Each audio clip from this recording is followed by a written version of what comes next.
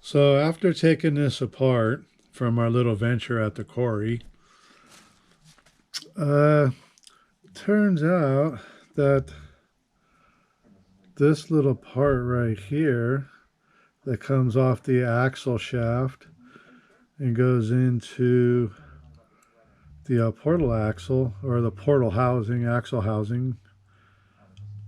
But what had happened is I don't know if this is picking it up. I'll see if I can get it to come in closer here. But all the teeth snapped right off. And they weren't like ground off, they just snapped. And this was a hot racing product. I've been using hot racing products for a lot of years, and I've never once ever had a problem with them. And as you can see, this is all the teeth that snapped off. And I found them all inside the housing. So that's kind of crazy. I've never ever seen this happen on any of my cars. And I actually have 3 cars using these Triax TRX 4 axle setups on my crawlers. And again, that's just because of the type of crawling we do. But this gear here is pretty clean. I mean, the teeth are in good shape. There's nothing chipped. I got to get the rest of that grease out of them, though. Just make sure there's no metal flakes and debris inside the grease that's still in there. But other than that, that was the only part that got damaged. So I already ordered the other part for it, and I will be doing a update video on this when that part comes in. But I just barely ordered it today, so it's gonna be a week or so before I see the part. But this is the portal housing. It's clean. There's no damage. I got all the grease and nastiness out of them. And then so here's the outer part or inner part, whichever one it is. So we'll just end that here for now, and then like I said, we'll do an update video on when the parts come in. But since I kind of have it apart right now, maybe we could just do a little something, little info on the car here.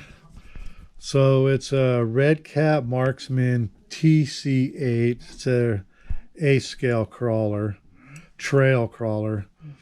As you could see that I made it a 4-wheel steering, and then so right here, this mount for the servo, I actually just 3D printed it,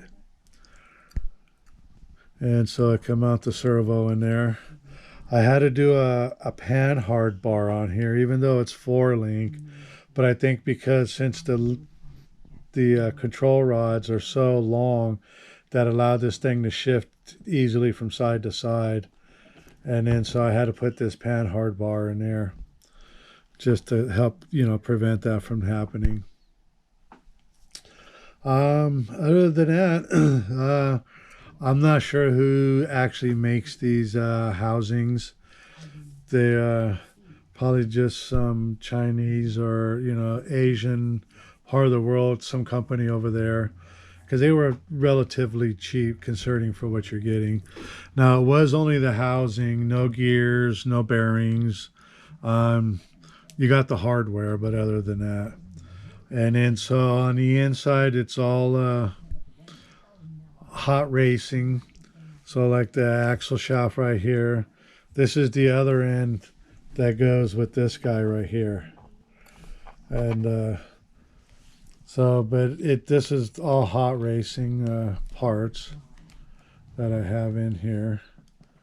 Oh, great. Now they got it out. It's not going to want to go back in, right? Oh, there we go. So now I got to wait for that part to come in so that I can get this back up and going and go try to take it out again. See if anything else decides it wants to break. So, and then the front end is basically the same thing. Same axle. I believe that I used the stock servo mount that comes, that's basically set up with the car.